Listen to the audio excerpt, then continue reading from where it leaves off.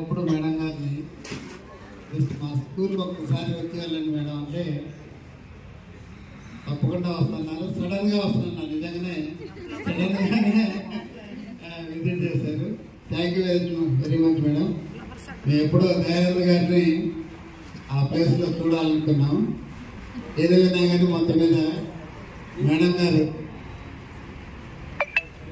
ఈ కాన్స్టిట్యున్సీకి ఎమ్మెల్యేగా రావడం అనేది చాలా హ్యాపీగా ఉంది. మేడం గారికి కూడా మా పాఠశాల తరఫు నుండి కంగ్రాచులేషన్స్ తెలియజేస్తున్నాం. ఎందుకంటే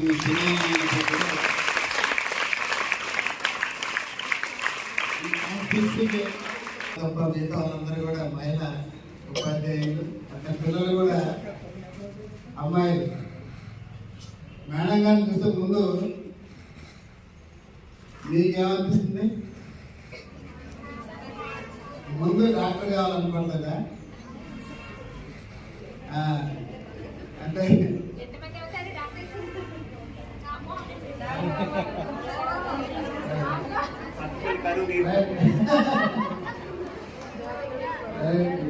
చాలా మంది ఇప్పుడు భారతదేశంలో 800 మందికి ఒక డాక్టరే ఉన్నారట లెక్కల ప్రకారం.